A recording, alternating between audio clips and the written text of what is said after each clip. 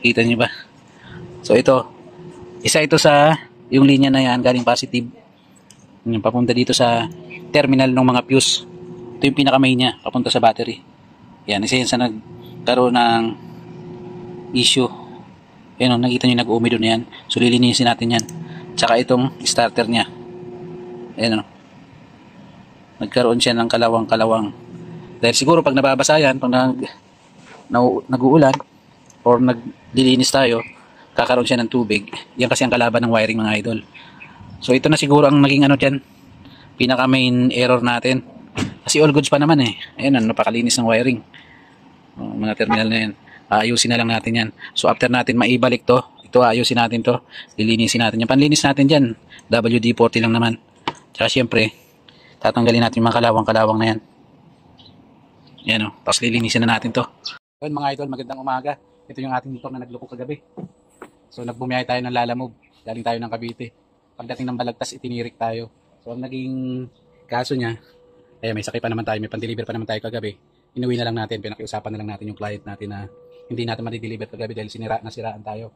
Nagpatulak na lang tayo dito sa Joyride. Yan, shoutout kay boss. So ang naging kaso nitong motor natin kagabi, biglang humina yung hatak, nawala ng supply ng kuryente. Medyo humina. Kaya ang nangyari, humina yung hatak, nag-blink yung ABS natin. Yung ABS natin ayokon dyan.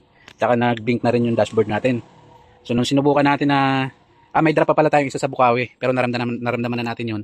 Kaya hindi na natin pinatay yung makina. So pagdating natin ng Balagtas, yun na nga, nag-shutdown na. So umina yung battery natin, nawala yung busina, nawala yung auxiliary light natin. So ngayon, di nakarating na tayo dito sa bahay. Ngayong umaga, sinubukan natin. Kinalas ko muna yung mga accessories wire natin. Ayan, no? Sinubukan natin. Uli, hinigpitan natin mga connection ng battery. Kasi nga, ang hinala ko, palit battery na, humina na yung battery natin. So sinubukan natin ngayong umaga. Ayan, no? So panbalin natin. All goods naman na. So medyo maingay na rin yung panggilid natin. All goods na. Meron na rin siyang busina.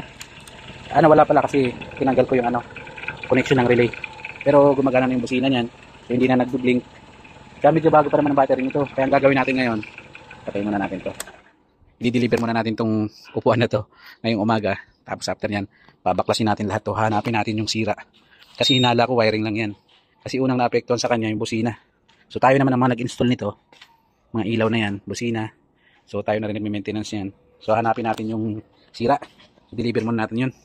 Tara.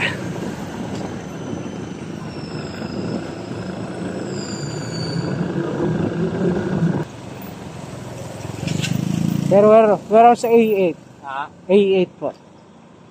Doon sir. Doon hilira 8 na yan eh. Itong kanan. Doon. Kaliwa. Thank you. 834. Ayun sir. Okay. Sensya na kagabi sir ha. Nagloko yung ko. Nakuha ko daw, wala naman talagang balot doon eh. Ayaw kasi nila, manibis daw yung Kumbaga binalik lang. Gusto nila padagdagan, hindi naman pwede kasi na. Ayun. Yan yung design eh, no? Ganun talaga yan eh, wala namang magagawa. Siyempre kung makapal yung cost, iba na yung cost ko. Iba yung presyo. Oo, iba na yung presyo. Ay iba kasi, barat-barat na, tapos ang gusto quality, sobrang ganda. Oo. Nakuha ko si kahapon to hapon na eh. Alas 3 yata nila ito. Nakuha ko to, mag-alas 5 na. Kung sinabi sa akin na binukulang gantong oras, tumawag sa akin may mga alas 5 na. Kaya sabi ko, may magre-receive pa kaya doon? Hanggang alas 6 naman. Kaya lang, hindi kakayanin eh. Grabe traffic kahapon sa Bacoor. Buti na taga rito lang ako, paano kung tagay-bago na? Ay hindi, wala nang kukuha doon ng paghapon. Wala nang kukuha ng Ayun naman ang ko yan. Oo, pagka umaga hindi ako namimili eh. Kung ano yung lumabas. Kasi biyahe ka doon. May nakuha akong biyahe doon. 1 kilometer nga lang to sa drop off ko. Pinadamage na yan. Thank you sir ha. Pasensya na. So ayun mga idol, tapos na natin ma-deliver yung ating pending kagabi. So hahanapin na natin sa larin kung ano yung naging dahilan ng ating pagtirik kagabi sa kalsada. Yan, baklasin na muna natin to. Alright. So kailangan natin baklasin lahat yan. Ito, sa harap. At itong likod na to. kailangan natin baklasin. So sa PCX 150, pwede tayo mag-umpisa rito sa harap. Pero mas mainam kung babaklasin naman lahat. Dito na tayo mag-umpisa sa likod. Baklas lahat yan para makita natin yung salarin. Pero wiring lang ang hinala ko dyan. Let's go.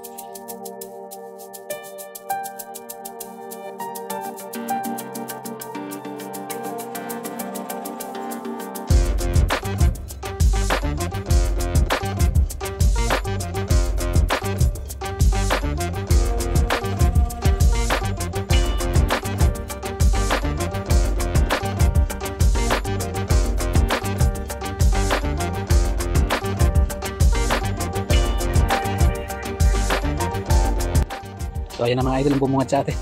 Baklas na natin lahat ng mga kaha. Pero hindi pala totally baklas natin. So dahil yung lugar natin ay bahain, yan na yung naging resulta.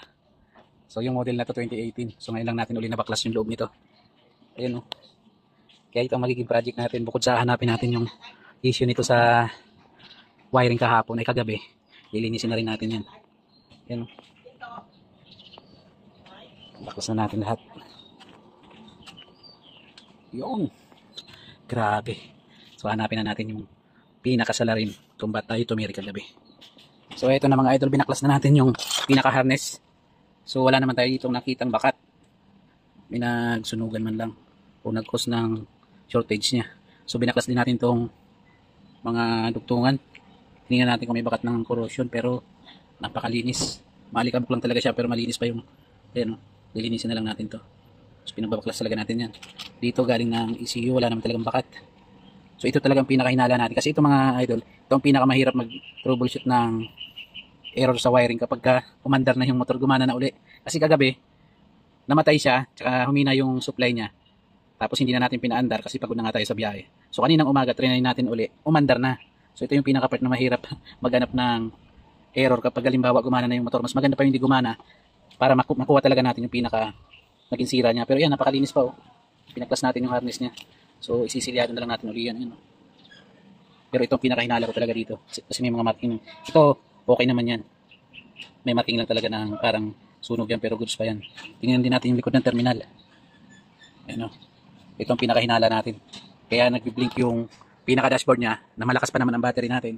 Sana yung battery natin. Kasi ito almost wala pang ano to. 1 taon pa lang to. Yan, Japan naman yan. Halos 1 taon pa lang tong battery na to. So ang edad ng battery 2 taon hanggang 3. Masasabi nating all goods na. Pero ito bago pa to, 1 taon pa lang to. Yan. So itong pinaka nakita natin ditong issue talaga. Ito ang kasi dito kinukulang yung galin natin to. Kinukulang siya ng supply. Dahil dito naglo-lose contact siya. Nasamantalang kanina, ayan oh, makikita nyo nag-uumido. Ilabas natin to. Nalalabas to eh. I-press nyo lang yan. Mahirap pag walang katulong. Wait lang. Ilabas natin to. Ilabas muna natin to. Mahirap kasi pag wala tayong katulong. Wala tayong taga-camera. So ayan mga idol oh. Pakita ko sa inyo. Makikita nyo rito. Eh nagkukulay green na yan. Ayan oh. Yan ang naging salarin. So ilalabas natin yan para linisin. Kaya naglo-lose contact siya. So pag kinukulang siya ng supply, pag nag-i-error dito, so ang nangyayari, nagbe-blink yung dashboard natin. So nag-i-error din yung starter natin. Kaya chinek na rin natin yung starter natin. Meron din siyang bakat. Ito. Wait lang. Dito pag ito yung cameraman. Ito yung starter na to. Yan. Mapapansin nyo mga idol. Kaya nahirapan siya mag-start. Merong bakat ng corrosion. Kaya ito ang nangyayari pagka laging nabababad tayo sa basa. Yun o, mga nag-uumido yung terminal niya. Kita niyo ba? So ito, isa ito sa yung linya na yan galing positive. Yung papunta dito sa terminal ng mga fuse. Ito yung pinaka-main niya, papunta sa battery. Yan, isa yan sa nagkaroon ng issue. Yan o, nakita niyo nag-uumido na yan. So lilinisin natin yan. Tsaka itong starter niya. Yan o. Nagkaroon siya ng kalawang-kalawang. Dahil siguro pag nababasa yan, pag nag-uulan or naglilinis tayo, kakaroon siya ng tubig. Yan kasi ang kalaban ng wiring mga idol. So ito na siguro ang naging ano dyan, pinaka main error natin. Kasi all goods pa naman eh. Ayan, napakalinis ng wiring. Mga terminal na yan. Ayusin na lang natin yan. So after natin maibalik to, ito ayusin natin to. Lilinisin natin yan. Panlinis natin dyan, WD-40 lang naman. Tsaka syempre, tatanggalin natin mga kalawang-kalawang na yan. Yan o, tapos lilinisin na natin to. So alright mga idol, ito. Matagal na nating hawak tong unit na to. Ito, matagal na talaga nagkaroon to ng issue dito. Pero naayos na natin to. Ganyan lang yan, pero ang pinaka-importante dyan yung kapit ng socket na yan. Yung sa ECU. Yan, isa ito sa mga naging sakit ng araw ng PCX 150. Maging ngayon. Yan, pero yung nangyari sa atin kagabi, nagkakaroon naman ng redondo. Hindi yun indikasyon na sakit ang problema. Dahil matagal na rin natin hawak to. Kaya may idea na tayo sa mga nagiging cause ng pagkasira. Tsaka yung mga indikasyon ng error. So ito, goods naman yan, ganyan lang itsura niyan. Pero pinaka-importante dyan yung sakit. Yan. So ito talaga ang pinaka main reason niya kung ba't tayo tumiri kagabi. Itong supply na to. Ito, tsaka yun sa relay. So alright mga idol, linisin muna natin to. Yan. Tapos, lilinisin natin yung mga dumi na yan. Oh. Grabe. Kung hindi pa magkasira, hindi natin mababaklas to. So ito kasi, rotation lang yung owner nito. So, galing to sa bayaw ko. Ngayon hanggang napunta sa atin. Kaya tayo na naman uli mag-maintenance niyan. Alright. Idol, kung sakaling mangyari sa inyo, halimbawa na-check nyo na yung terminal ng mga fuse nyo, tsaka yung starter relay, yan, mga starter relay na yan, na-check nyo na rin na malinis na naman yan. Tsaka malinis din dito. Check nyo na rin yung pinaka-ground nya. Dito lang naman sa PCX, dito nakalagay. Ayan o, nakikita yung body ground nya. Yan, check nyo na rin yan. Kasi yan, nasa pati kasi ng mababa yan. Pagka nilusong nyo talaga sa bahayan, mababasa yan. So ito malamang nagkakalawang na yan. So i-check na rin natin yan. Yan, para all goods na talaga. Marumi lang yan pero maayos ang makina niyan tsaka mga condition. Ito lang talaga, nagkaroon tayo ng error dito. Alright.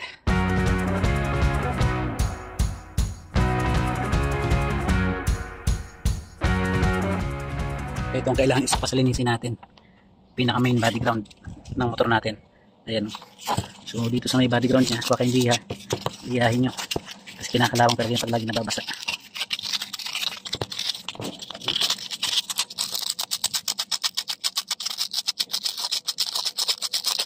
Yan sa mga magiging dahilan ng lost connection natin.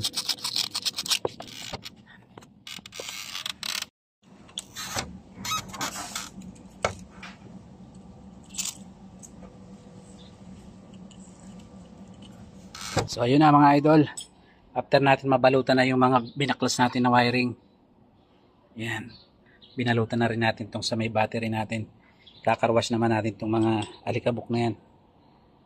Yan, para pag natuyo, retouch natin sa itim. Let's go.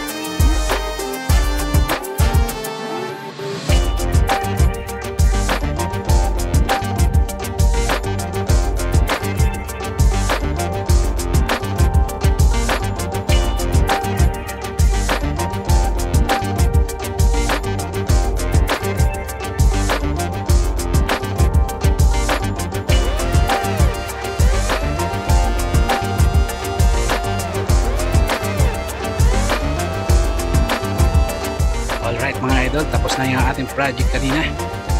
Ito na yung nagtampo sa atin. Tayo tinirik sa daan.